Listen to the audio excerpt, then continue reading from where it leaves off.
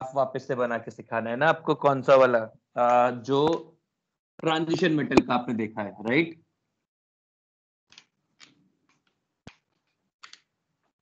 हाँ सर।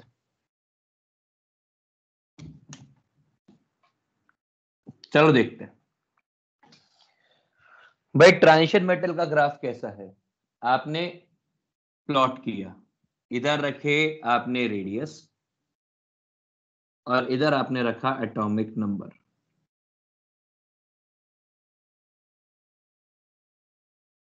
और ये ग्राफ आएगा ऐसा, बस। अब यहां पे क्या देखो, यदि सिर्फ z इफेक्टिव होता ना तो ये ग्राफ यूं आता। यदि सिर्फ z इफेक्टिव एक फैक्टर होता तो ये ग्राफ यूं आता, पर प्रॉब्लम क्या हुई, यहां से ये जो ये एलिमेंट है और ये वाला एलिमेंट है नियरली mn ले लो, यहां तक अनपेयर्ड इलेक्ट्रॉन्स बढ़ रहे हैं। अनपेयर्ड इलेक्ट्रॉन्स बढ़ेंगे तो मेटालिक बॉन्ड का स्ट्रेंथ भी बढ़ेगा, और यदि मेटालिक बॉन्ड का स्ट्रेंथ बढ़ेगा तो आपको जो दो एटम्स हैं जो पहले इतनी दूर दिखने चाहिए थे, मेटालिक बॉन्ड स्ट्रेंथ बढ़ने की वजह से वो आपको एक दूसरे से मतलब ऐसे दिखाई देंगे। तो पहले आपको ये डी डिस्टेंस ऑब्जर्व हो रही थी, आपने ये डी डिस्टेंस ऑब्जर्व की which is less than what should have been observe. Simple. पर जो आपको ऑब्जर्व होगा आप तो वही लिखोगे ना, आपको क्या फर्क पड़ता है क्या होता है या क्या नहीं होता। हो सकता है मैं प्रधानमंत्री होता पर प्रधानमंत्री नहीं हूं, जो हूं सो हूं। वैसा कि भाई आपने जो ऑब्जर्व किया आप तो उसी के ऊपर कमेंट करोगे। इसके बाद mn से लेकर ni तक अनपेयर्ड इलेक्ट्रॉन्स कम हो रहे हैं, और अनपेयर्ड इलेक्ट्रॉन्स कम होने के अलावा जेड इफेक्टिव बढ़ रहा है, तो दोनों एक दूसरे को कंपनसेट कर रहे हैं। पर उसके बाद यहाँ पे निकल के बाद कॉपर और जिंक के अंदर अनपेयर्ड इलेक्ट्रॉन्स नहीं है, तो उनका मेटालिक बॉन्ड का स्ट्रेंथ बिल्कुल ही खत्म हो गया, और ये सिर्फ जेड इफेक्टिव डिपेंडेंट है, इसलिए ग्राफ ऐसा है। सिंपल। सर अनपेयर्ड इलेक्ट्रॉन्स कम होने से एग्जैक्टली क्या होता है? अनपेयर्ड इलेक्ट्रॉन देखो, जब मेटालिक बॉन्ड बनता है ना तो इलेक्ट्रॉन सी मॉडल जो इलेक्ट्रॉन निकलते हैं वो अनपेयर्ड ही निकलते हैं। वैलेंस तो निकलेंगे, उसके साथ अनपेयर्ड भी निकलते हैं, इसलिए इतने ज्यादा अनपेयर्ड इलेक्ट्रॉन होंगे उतने इलेक्ट्रॉन्स निकलेंगे। जितने इलेक्ट्रॉन्स निकलेंगे उतना कर्नल छोटा होगा, जितना कर्नल छोटा होगा उतनी ही कम रेडियस आप एक्सपीरियंस करेंगे। ठीक है। सर तो अनपेयर्ड इलेक्ट्रॉन्स के कारण कर्नल छोटा हो जाता है जिससे कम रेडियस आता है। बिल्कुल, अनपेयर्ड इलेक्ट्रॉन्स रिलीज हो जाते हैं बेसिकली। सर और वो निकल टू Zn में वापस बढ़ता क्यों है? क्योंकि वहां पे अनपेयर्ड इलेक्ट्रॉन सही नहीं। सर जिंक वही पोजीशन फिर से लेता है, तो सिर्फ जेड इफेक्टिव क्यों होनी चाहिए थी? क्या सर जिंक वही पोजीशन पे आता है क्या, जहाँ अगर सिर्फ जेड इफेक्टिव होता वो पोजीशन पे बिल्कुल, आता? यदि मैथमेटिकली सिर्फ जेड इफेक्टिव से करेंगे तो जिंक उसी पोजीशन पे आता है जहां पे जेड इफेक्टिव का ही रोल है। और जिंक के अंदर मेटालिक बॉन्ड स्ट्रेंथ बहुत ही कम होती है। ठीक है, ठीक है। Yes sir. हाँ सर। चलिए, अपन ने अभी ट्रांजिशन मेटल्स पढ़ लिया है। अब कुछ एक्सेप्शंस आपको डाउन द ग्रुप भी देखने को मिलते हैं।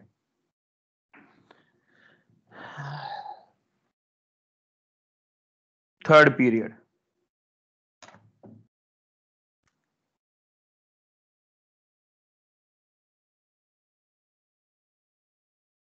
radius of atoms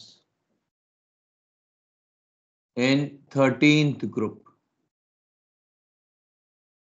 13th group में क्या क्या आता है, देखिए हमने एक्सपेक्ट क्या किया था। एक्सपेक्टेड था बोरॉन, एल्यूमिनियम, गैलियम, इंडियम और थैलियम, हमने ये एक्सपेक्ट किया था, है ना। पर इसके अंदर रेडियस का ट्रेंड ये होता ही नहीं है, इसमें रेडियस का ट्रेंड कुछ और होता है।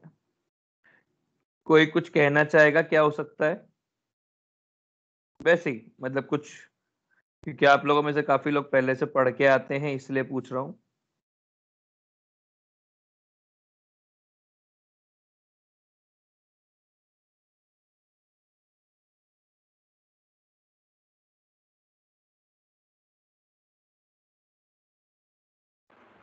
सर एल्यूमिनियम का सबसे ज्यादा रहेगा। नहीं, इतना भी नहीं, इतना भी नहीं, समझिए। अब जो ट्रेंड अपन ऑब्जर्व करते हैं वो ट्रेंड है boron, gallium, aluminium, indium and thallium. Gallium का रेडियस कम है एल्यूमिनियम से।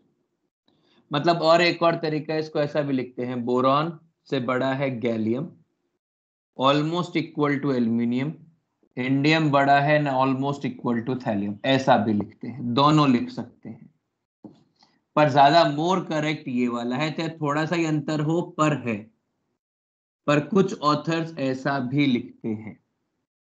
इसके पीछे वजह क्या है? इसके पीछे वजह है दो। इन दोनों के अंदर क्या रीजन है समझिए। Z effective of gallium is more than Z effective of aluminium, and that's not just more, it's some significant amount में other।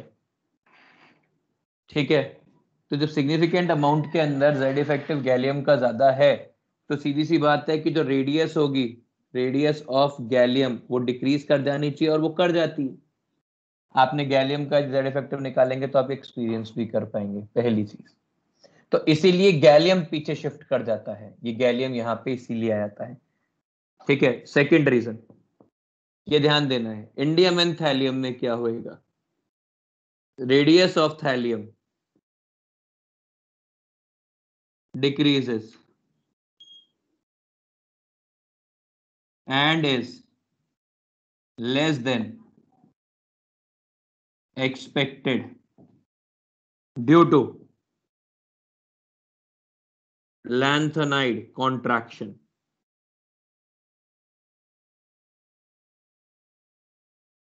ठीक है, अब मुद्दा है कि लैंथेनाइड कॉन्ट्रैक्शन क्या होता है, करके देख लेते लैंथेनाइड कॉन्ट्रैक्शन क्या होता है। कॉपी करिए, फिर लैंथेनाइड कॉन्ट्रैक्शन लिखेंगे प्लीज।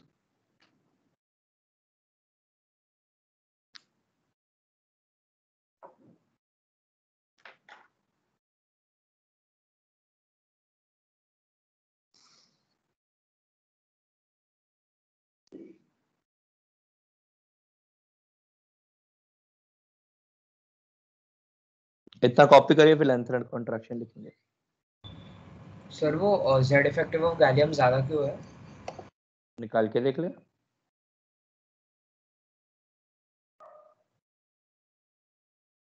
निकाल, कैलकुलेट कर, यू विल फाइंड इट।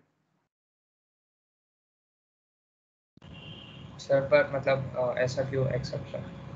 तो जब एक्सेप्शन की बात नहीं है तो निकालेगा तभी तेरे को समझेगा ना क्यों ज्यादा है, इसलिए तो बोला निकाल ले। You are smart enough to find out differences, इसलिए बोल रहा हूँ try to do it. Exception नहीं है, उसका कोई लॉजिकल रीजन, मैथमेटिकल रीजन है, और यू कैन डू इट, इसलिए बोल रहा हूँ। तो निकालेगा, मैं तेरे सवाल पूछूंगा जवाब दे देगा। चल तू निकाल, मैं वेट करता हूँ।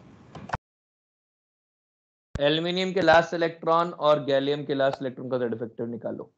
आर्यन, एक काम करो आर्यन, आप गैलियम का निकालो, और मने, क्योंकि मेरी स्क्रीन पे जो पहले नाम है वो आर्यन और मने है, उसके बाद है सुजीत।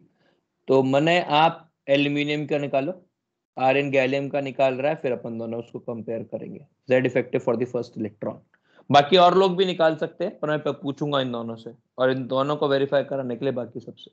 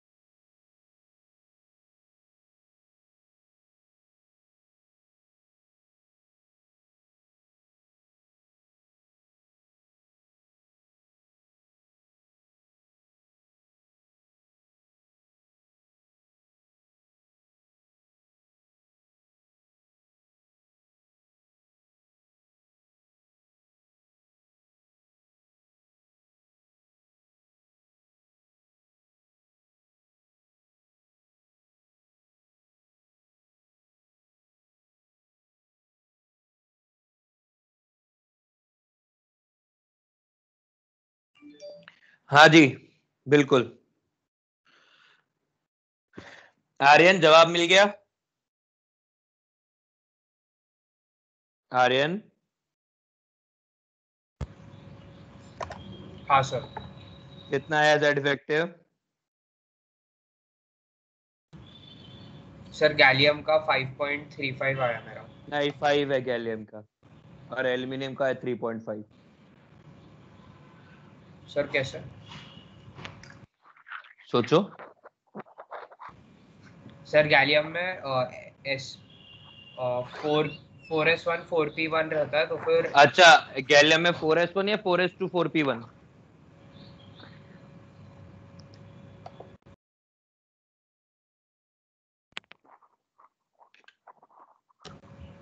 हाँ सर 4s2 दोनों गलत है।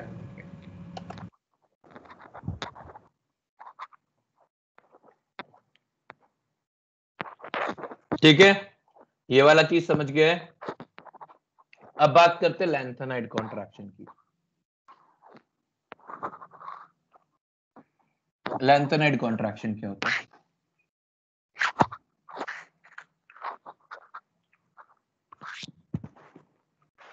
आराम सर।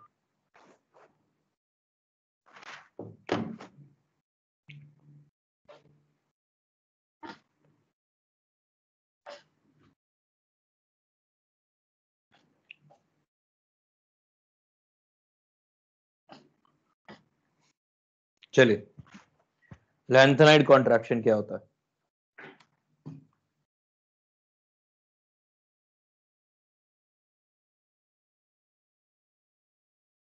लैंथेनाइड पीरियोडिक टेबल याद है आपको? सिक्स्थ पीरियड की बात करते हैं। सिक्स्थ पीरियड कहां से कहां तक होता है जरा समझिए। इधर एस ब्लॉक के 2 एलिमेंट्स, फिर ये पूरा का पूरा डी ब्लॉक, पर यहां पर होता है लैंथेनम। लैंथेनम के बाद समझिएगा, यहां पर 57 है लैंथेनम, और 57 के जस्ट बाद वाला एलिमेंट कौन सा है बताइए? लैंथेनम के बाद वाला एलिमेंट कौन सा है? हॉफनियम। और हॉफनियम का एटॉमिक नंबर कितना है? 72। 72। तो ये जो 14 एलिमेंट्स बीच में से गायब हुए हैं, एलिमेंट्स मिसिंग इन सीक्वेंस, हाँ है ना भाई? 14 एलिमेंट आइडियली तो यही होने चाहिए थे ना, पर वो आपने निकाल दिए। तो इन दोनों में मतलब जो जेड इफेक्टिव होगा, जेड इफेक्टिव ऑफ लैंथेनम, मतलब इन दोनों में जो इंटरेक्शन पैटर्न होगा बहुत डिफरेंट होगा, जो जेड इफेक्टिव होगा बहुत डिफरेंट होगा। इसीलिए radius decreases suddenly, decreases from lanthanum to hafnium, and so on, and which continues till end of period. It is called lanthanide contraction। और ये क्यों आया है, इसका नाम लैंथेनाइड कॉन्ट्रैक्शन क्यों है? क्योंकि इसका ये आता है due to lanthanides. Are we clear या डाउट है भाई? सब जो आइडियली जो एलिमेंट आप हॉफनियम लिख रहे हो ना, तो इन सीक्वेंस वो हॉफनियम यहां कहीं होना था, आपने बीच के एलिमेंट्स निकाल के इसको यहां चिपका दिया। अरे across the period Z effective कम हो रहा है तो अभी भी हो ही रहा था ना, तो वो तो एकदम से जेड इफेक्टिव बढ़ रहा था, तो अभी भी कम बढ़ ही रहा था ना। तो आपने क्या किया, उसको सडनली बीच में से हटाया और इसको यहां पे यहां चिपका दिया। इसलिए इसका जेड इफेक्टिव ज्यादा है हॉफनियम एंड हॉफनियम के बाद। मतलब जो यहां होना चाहिए था उसको आपने यहां लगा दिया, जो यहां होना चाहिए था उसको आपने यहां लगा दिया, जो यहां होना चाहिए था उसको आपने यहां लगा दिया। अरे इतना बड़ा 14 का गैप बहुत बड़ा गैप होता है, समझ में आ गया?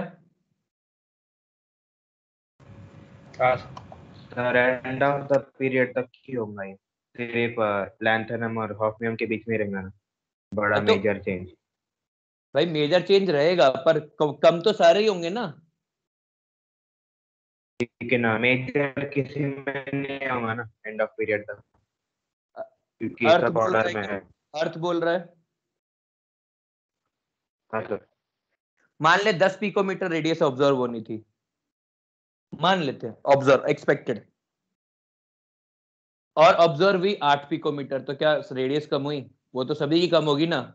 भाई आप तो ये एक्सपेक्ट कर रहे थे ना कि जो पीरियोडिक टेबल है उसके हिसाब से यहां पर मान लो यहां पर है 11 पिकोमीटर, यहां पर है 10.5 पिकोमीटर, यहां पर ये जो भी कुछ है चलेगी, इन सीक्वेंस यदि चलता और ये आता मान लेते 9.5 पिकोमीटर आता, ये 9.4 पिकोमीटर आता, ये 9.3 पिकोमीटर आता, आप पे जब किसका दिया तो ये 11th, समझना जो एक्सपेक्टेड था इसके जस्ट बाद वो कितना 10, ये यहाँ पे 10.9, ये 10.8, ये 10.7, एक्सपेक्टेड था 10.8 है कितना 9.4, एक्सपेक्टेड था 10.7 है कितना 9.3, तो सभी की रेडियस तो कम हो रही है ना जितना एक्सपेक्टेड था उससे। ठीक है सर, समझा।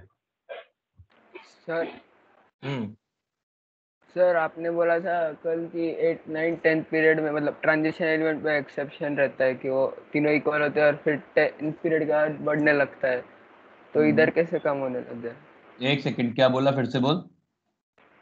सर वो जो एक्सेप्शन का ग्राफ देखा था वो तो हर ट्रांजिशन मतलब तीनों ग्रुप के लिए होगा ना ट्रांजिशन एलिमेंट्स के, तो 10th पीरियड के बाद तो बढ़ने लग जाएगा एटॉमिक रेडियस।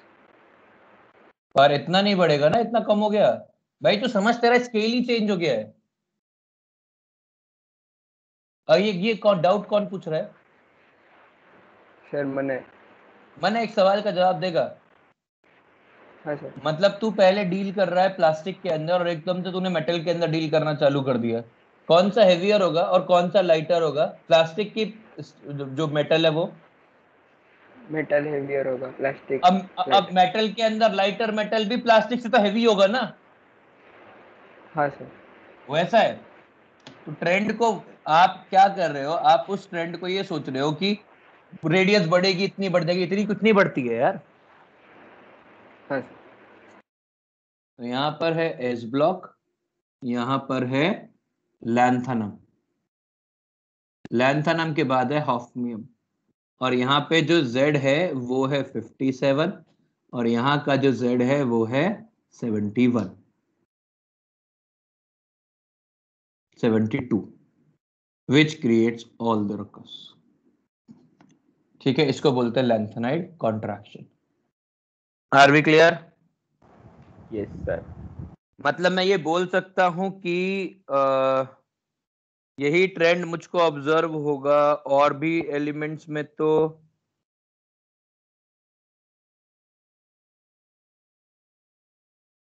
टिन और लेड के अंदर भी ऑब्जर्व होगा ये।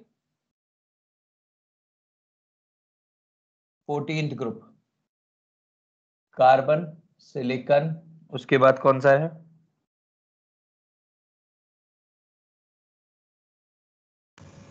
Germanium. Sn and almost equal to Pb, पर Pb ही बड़ा है, ध्यान रखना। मतलब जो यदि बिल्कुल एक्चुअल की बात करेंगे ना तो carbon, silicon, germanium, carbon, silicon, germanium, Sn और Pb बड़ा यही है, पर it is less than what we would have expected. समझ में आ गया? अब बात करते हैं ट्रांजिशन मेटल्स की। Transition metals down the group, down the group. अब पहला, सबसे पहला वाला ग्रुप, उसको कोई जीवन में कोई समस्या, स्कैंडियम, स्कैंडियम से बड़ा होगा यट्रियम, यट्रियम से बड़ा है लैंथनम, लैंथनम से बड़ा है एक्टिनियम, कोई इश्यू नहीं है। 13th, third group, but rest all groups जितने भी, कहां से, 4th से लेकर 4th to 12th, जिनके अंदर लैंथेनाइड कॉन्ट्रैक्शन लग जाएगा, इन सब के अंदर लैंथेनाइड कॉन्ट्रैक्शन लगेगा। और लैंथेनाइड कॉन्ट्रैक्शन लगने के कारण सबसे छोटा है first transition series elements. TSE का मतलब है ट्रांजिशन सीरीज एलिमेंट्स, इससे बड़ा है सेकंड ट्रांजिशन सीरीज एलिमेंट्स, और सेकंड के नियरली बराबर है third transition series elements due to lanthanide contraction. Are we clear? Sir बोल भाई। सर पर ये लैंथेनाइड कॉन्ट्रैक्शन से एग्जैक्टली होता क्या है?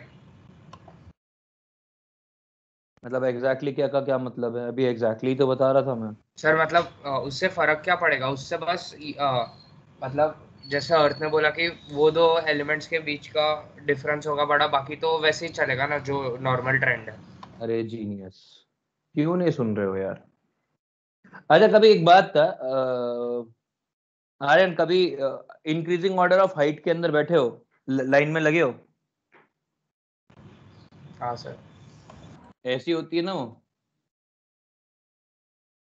मान लो ये कैसा है, ये कैसा है, ये इंक्रीजिंग ऑर्डर ऑफ हाइट है। हाँ सर। ठीक है, मैंने ये बीच का पूरा सेगमेंट गायब कर दिया, तो अब कैसा आ गया? ये यहाँ आ गया, जो अगला है वो सडनली इतना बड़ा है। ठीक है, तो हाँ सर। एक्सपेक्टेड क्या था? एक्सपेक्टेड ट्रेंड ये था, आपको ऑब्जर्व हो रहा है ये वाला ट्रेंड, तो क्या सब में डिफरेंस है?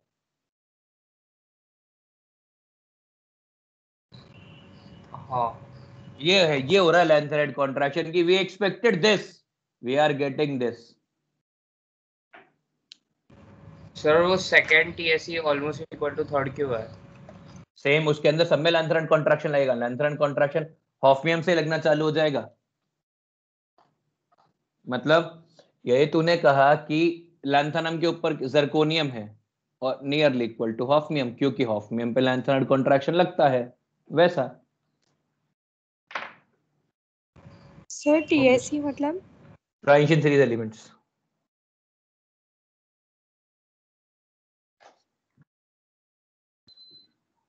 सर बोलो लैंथेनाइड कॉन्ट्रैक्शन नोबल गैसेस पे भी लगेगा?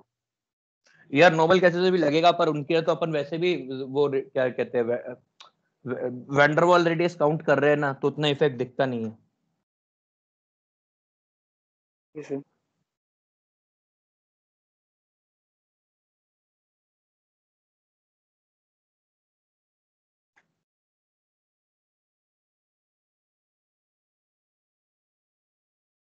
Sir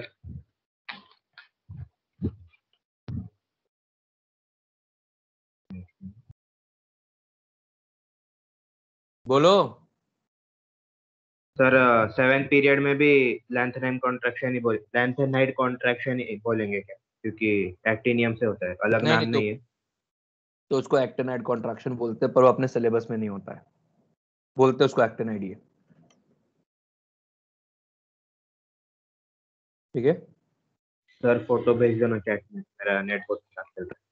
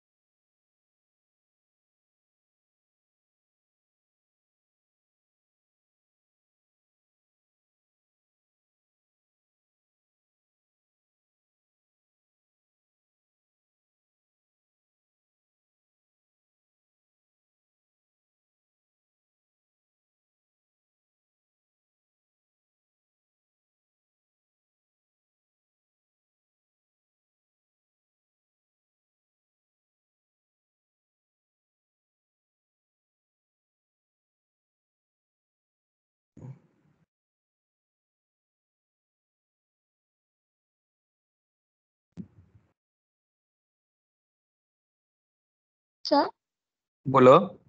first transition series elements में कौन कौन आता है, मतलब मतलब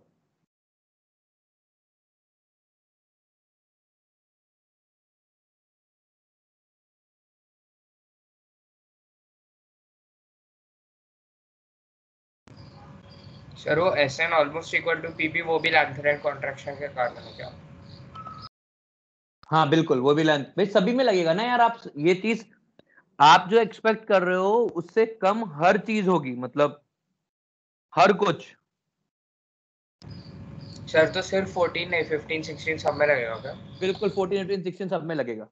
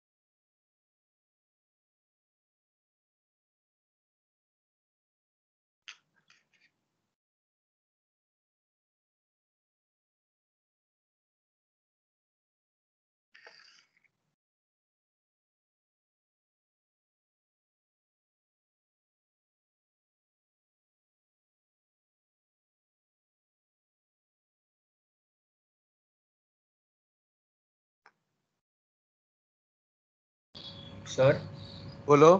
सर वो पीबी की रेडियस एक्सपेक्टेड से ज्यादा है या कम है? तेरे को क्या लगता है? सर शायद ज्यादा होगी, क्योंकि पीबी क्यों? अगर मतलब लैंथरेट कॉन्ट्रैक्शन नहीं होता तो फिर नेक्स्ट ग्रुप में होता था। अरे बेटा पीबी की कम होगी ना, तूने लेंथ एंड कॉन्ट्रैक्शन का मतलब ही छोटा हो जाना है। सर पर अगर वो 14 एलिमेंट्स डाल देते थे तो फिर पीवी नेक्स्ट पीरियड में चला जाता था, तो फिर उसकी बिल्कुल रेडियस तो बढ़ती थी। अक्रॉस द पीरियड रेडियस कम होती है कि बढ़ती है? सर डाउन द ग्रुप मतलब अगले पीरियड में ज्यादा था, तो फिर डाउन द ग्रुप बढ़ेगी ना।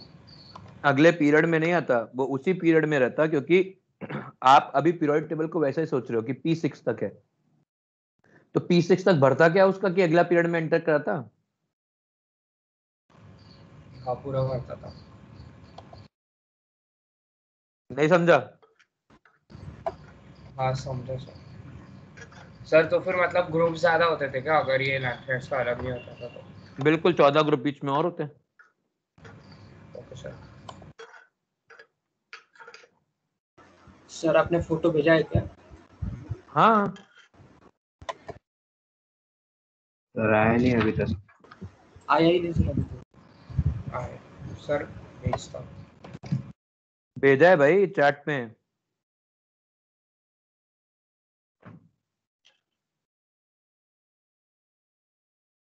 अरे टीएससी का मतलब है ट्रांजिशन सीरीज एलिमेंट्स।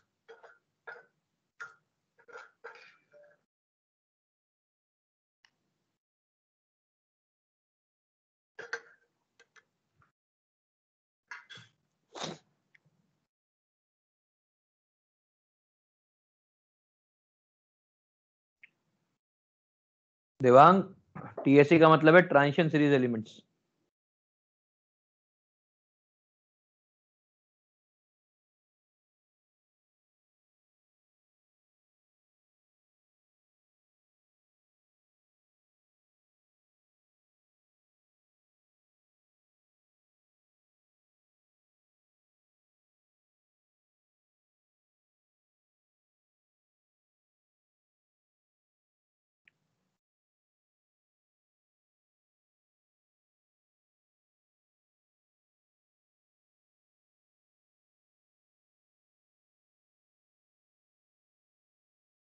मैंने ही भेजा है फोटो, मेरी फोटो कहाँ है?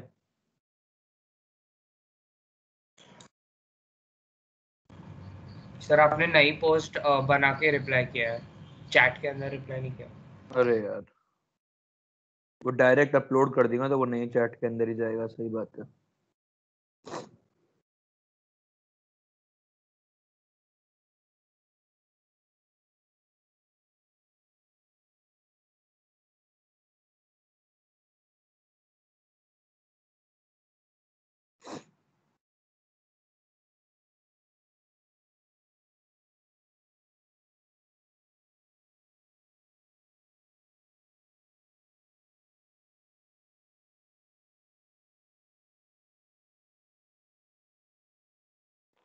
हो गया sir copy.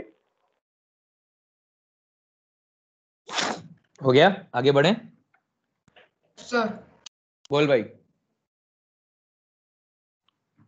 Yes sir copy.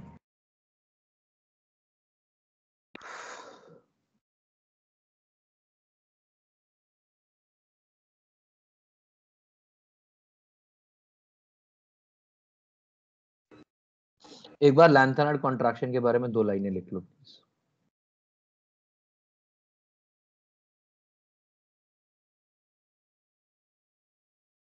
बोलूं, डिक्टेट करूं? हाँ sir. Due to very poor shielding effect of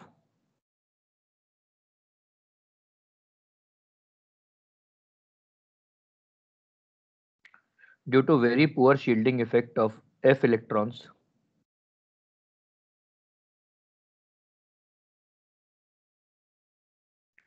the corresponding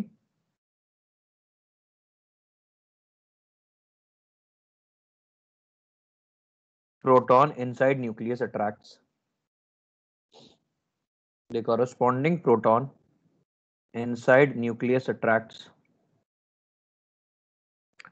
the outermost shell electrons.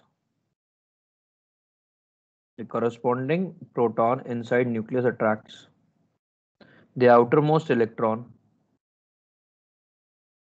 strongly,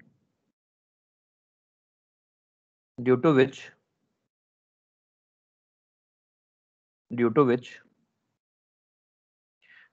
radius of element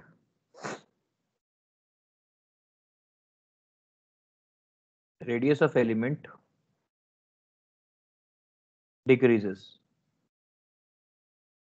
This is called lanthanide contraction.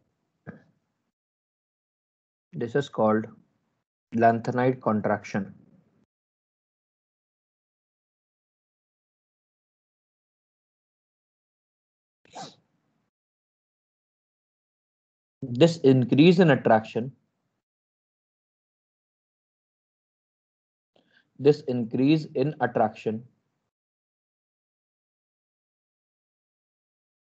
can also be referred as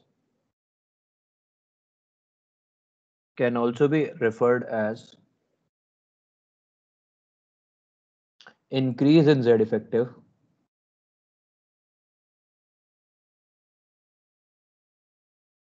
and therefore will impact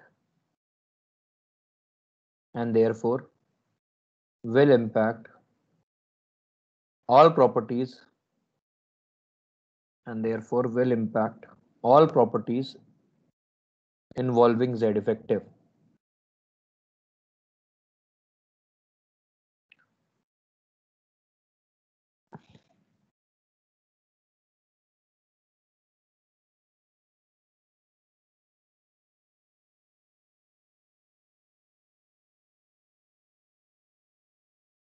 ठीक है?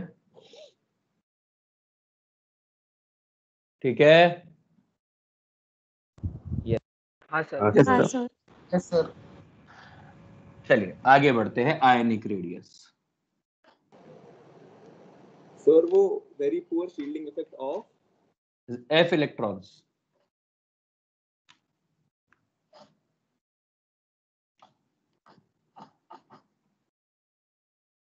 F block में electrons गए ना, उसके लिए।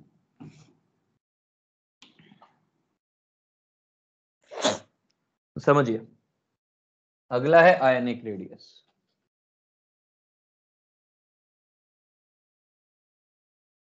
Ionic radius क्या होती है? Radius of ion.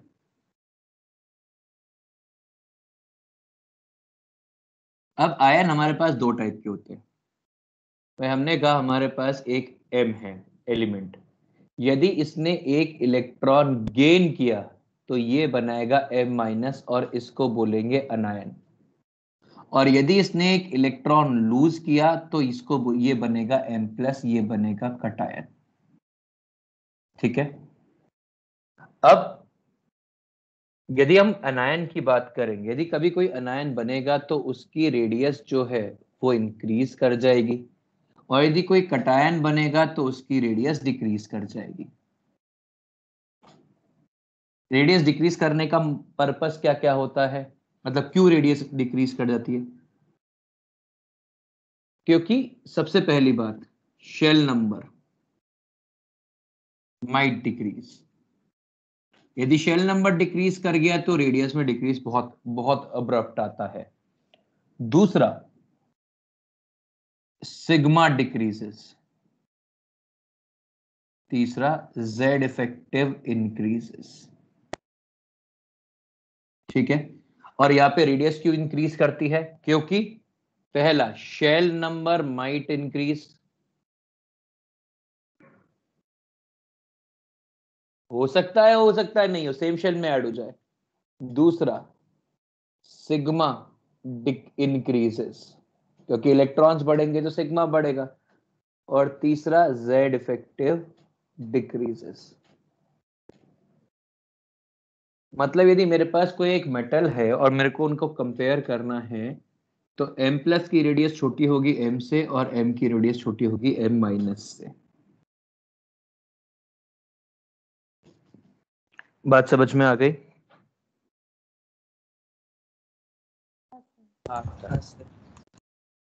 ठीक है।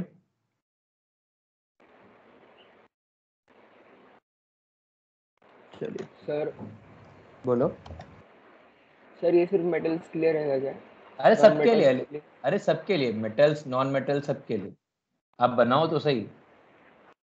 वो तो मैंने m लिख दिया है इसलिए, यदि e लिखता तो e के साथ तो फिर एलिमेंट होता ना। अभी मेरे को m की आदत पड़ी हुई है तो m लिख दिया। आगे समझिए। सर मैंने शेल नंबर में चेंज तभी आएगा जब एस ब्लॉक में रहा एलिमेंट तो ना। नहीं, एस ब्लॉक में क्यों रहा, डिपेंड करता है तो कहाँ कंपेयर कर रहा है भाई। ये ले, नियॉन है, neon minus, neon plus, neon, ये ले शेल नंबर चेंज हो गया, इलेक्ट्रॉन दिया तो। डिपेंड्स कि तू क्या बात कर रहा है, ऐसे कोई थंब रूल नहीं बनाते हैं। ठीक है। आगे मान लीजिए मेरे पास एटम है, मेरे पास है H H H, H plus, H neutral, H minus. सबसे बड़ा कौन होगा? H minus. H minus. बहुत बड़ा होता है H माइनस, बहुत बड़ा। H minus is huge due to very less Z effective। मतलब H माइनस इतना बड़ा होता है कि यदि मैं इसको हेलोजेंस में कंपेयर करूं तो F minus, Cl minus, H minus, Br minus और I माइनस, ये ट्रेंड होता है। सर हाँ, सर पर H माइनस एग्जिस्ट कैसे करेगा? क्यों एग्जिस्ट नहीं कर सकता भाई? इलेक्ट्रॉन दे दिया, एग्जिस्ट कर गया। Sorry sir, H sir plus. फिर बाकी नहीं रहेगा ना। क्या? सर H प्लस तो रहेगा ही नहीं ना, इलेक्ट्रॉन अबे कैसे H, निकल फिर H? अबे तू इलेक्ट्रॉन दे रहा है तो H माइनस बन जाएगा, एग्जिस्ट कैसे करेगा, क्या मतलब है? Sir H plus. हाँ सर, H माइनस तो रहेगा, H प्लस। तो यार तू सवाल तो सही पूछेगा ना। हाँ सर। या मुझसे एक्सपेक्ट करता है कि मैं तेरे मन में तू H माइनस बोल रहा है, मैं H प्लस पढ़ लूंगा। हाँ, अब H प्लस में क्या दिक्कत है? ये प्रोटॉन है, सर ये प्रोटॉन है, मतलब वैसा ही कि इसकी रेडियस नहीं होती है, प्रोटॉन है, न्यूक्लियस ओनली, वैसा। ठीक है, ये सही है। H माइनस को क्या दिक्कत है, बट यही बता रहा हूं कि H माइनस इज ह्यूज। भाई स्मॉलेस्ट कटायन H प्लस है, वो कोई दिक्कत ही नहीं है पूरे पीरियोडिक टेबल में। स्मॉलेस्ट कटायन H प्लस है, कोई इशू नहीं है। पर यदि आप H माइनस की बात करें तो समझो कि ये सेकंड ग्रुप, ये सेकंड शेल है, ये थर्ड शेल है, ये थर्ड और फोर्थ के बीच में जाके बैठ जा रहा है, इतना बड़ा हो जाता है H माइनस। समझ में आ गया? समझ में आ गया? Yes sir. आगे अब सर फैक्टर्स उसमें z इफेक्टिव 0 हो जाएगा। इसमें 0.7 फैक्टर्स अफेक्टिंग आयनिक रेडियस।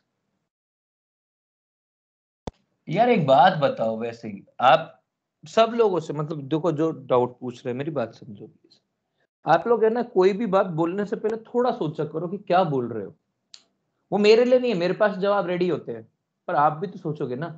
भाई जेड इफेक्टिव यदि 0 हो जाएगा, इसका मतलब है कि आप इलेक्ट्रॉन को अट्रैक्ट ही नहीं करते, तो इलेक्ट्रॉन वहां रहेगा क्यों? भाई पॉइंट समझा? भाई कुछ तो अट्रैक्शन होगा ना, चाहे कितना ही कम हो, पर कुछ तो होना चाहिए ना। सर पर प्रोटॉन ही नहीं रहेगा तो फिर मतलब कैसे? अरे प्रोटॉन थोड़ी ना, प्रोटॉन तो एक है ना उसके पास। आपने एक प्रोटॉन को एक प्रोटॉन पे 2 इलेक्ट्रॉन लगा दिए, अट्रैक्ट तो तब भी करेंगे ना। हाँ सर। आपने प्रोटॉन सर और थोड़ी H निकाले। प्लस में इलेक्ट्रॉन ही बाकी नहीं रहेगा तो एलिमेंट उसके कैसे लिए बचेगा? तो बिल्कुल, इसीलिए उसके लिए ऐसी बात नहीं करते, पर लिखेंगे तो बनेगा तो H से ही ना, तो इसलिए उसको H प्लस लिखेंगे। और बता क्या तरीका है, कैसे रिप्रेजेंट कर सकते हैं अपन H प्लस को? प्रोटॉन लिख दिया, बिल्कुल, न्यूक्लियस लिख दिया, ठीक है, पर आखिर में साइंटिफिक नोटेशन तो H प्लस ही जाएगी ना। हाँ sir. Factors affecting ionic radius. सबसे पहला, radius is directly proportional to negative charge. जितना ज्यादा नेगेटिव चार्ज होगा उतना बड़ा radius. Radius is inversely proportional to positive charge. मतलब समझते हैं, मेरे पास है O, मेरे पास है O माइनस, मेरे पास है O2 माइनस। सबसे बड़ा कौन होगा? O2 minus. O2 minus. O2 minus. मेरे पास है Al, मेरे पास है Al प्लस, मेरे पास है Al प्लस 2, मेरे पास है Al प्लस 3। सबसे सबसे सबसे बड़ा कौन होगा? Al। AL। क्लियर है ये trend?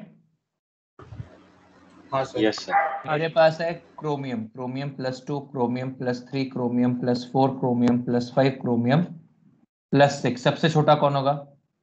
Chromium plus chromium plus Chromium 6। plus 6। कोई दिक्कत नहीं है इस चीज में। नहीं। नहीं सर। अब डाउन द ग्रुप, मतलब यदि अपन देखें, मतलब डाउन द ग्रुप, ये इफ चार्ज से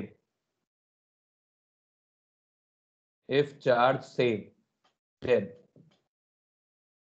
radius is directly proportional to shell number। मतलब यदि मैं कंपेयर करना चाहूं H plus, Li plus, Na plus, K plus, Rb plus और Cs प्लस, तो रेडियस का ट्रेंड क्या रहेगा बताइए? क्या ट्रेंड रहेगा? CS प्लस सबसे बड़ा। क्लियर है? हाँ सर। Yes sir. कॉपी कर लीजिए प्लीज, फिर आगे बढ़ेंगे। यार एकदम से इतने कम बच्चे कैसे हो गए? 10-12 बच्चे भी टाटा बाय बाय करके चले गए मीटिंग को। सर फोटो भेज सकते हो क्या? क्यों, क्या हो गया पुष्कर? अभी भी साफ नहीं है क्या? हाँ सर। नहीं सर सर, क्लियर, फुल बीच क्लियरली। में बराबर है। सर क्लियर दिख रहा है।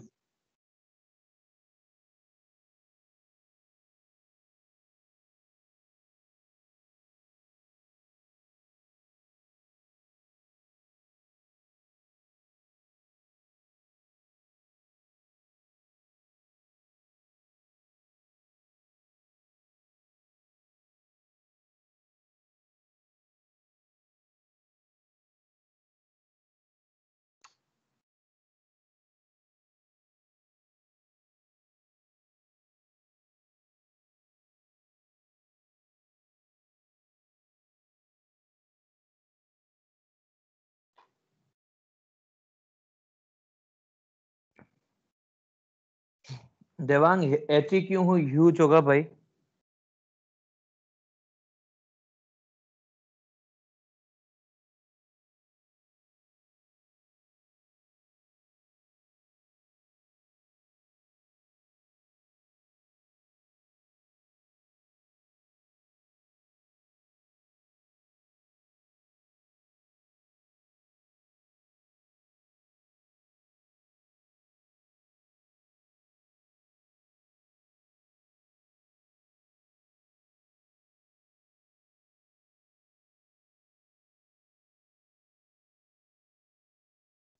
सर वो एंड में क्या लिखा है? RB plus is less then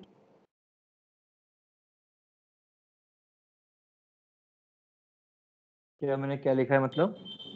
वो RB rubidium plus is less than CST number क्या लिखा है? CS plus thank you sir.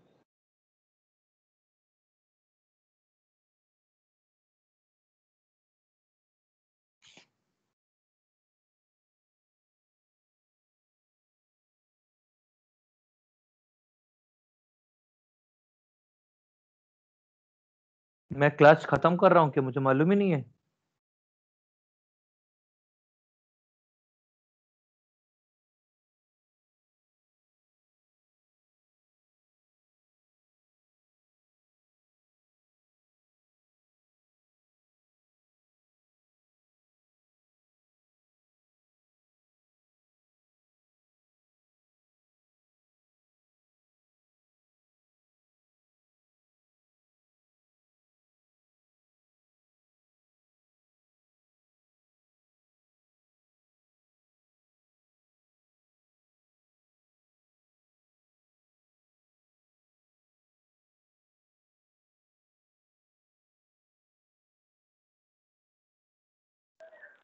Sir बोलो। सर का एक डाउट था, पूछूं? पूछना यार। सर तो फिर H प्लस कैटायन का एटॉमिक रेडियस नेग्लिजिबल रहेगा या जीरो रहेगा? जीरो।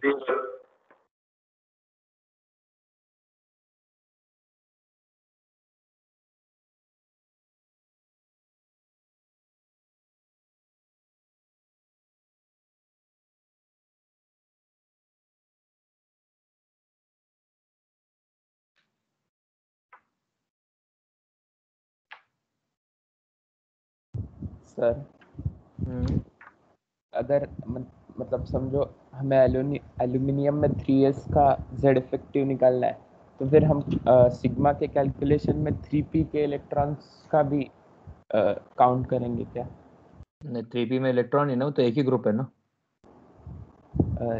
सर मतलब एल्यूमिनियम का अगर हमें 3s का Z इफेक्टिव निकालना है, तो हमें 3p के भी इलेक्ट्रॉन्स काउंट करने पड़ेंगे क्या सिग्मा का कैलकुलेशन? पर मेरे लाल 3p में तो इलेक्ट्रॉन बचेगा नहीं। 3p के लिए तो काउंट कर रहा है ना। हाँ, नहीं, अगर 3s का काउंट करना है तो हाँ, तो बिल्कुल सेम ग्रुप के है ना वो। हाँ, तो मतलब हमें उसको 0.35 से उसके अंदर भी वो वाला भी इलेक्ट्रॉन काउंट करना पड़ेगा क्या? बिल्कुल करना पड़ेगा। ठीक है, थैंक यू।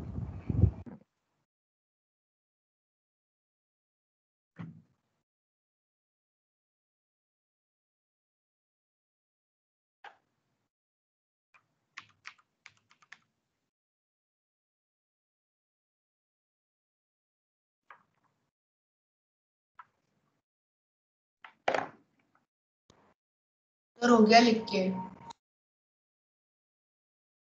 टाइम क्या हो गया? 11:08 सर। 11:08 कैसे होगा इतनी जल्दी? अभी तो मेरे को टॉपिक भी बचा है।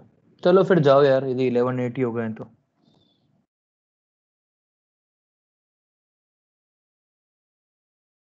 Bye sir, thank you. Bye bye. Thank you sir. Bye bye.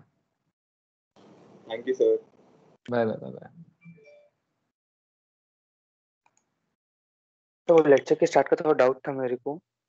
बोलना यार। सर आप एक्सप्लेन कर सकते हो क्या अनपेड इलेक्ट्रॉन्स बढ़ने से एटॉमिक रेडियस कम क्यों होता है? देवेज एक बात बता, तू क्या मेजर कर रहा है? Atomic radius. Metallic radius. Yes sir, metallic bond का। मेटालिक बॉन्ड यदि स्ट्रांग होगा तो तेरे को रेडियस कम दिखेगी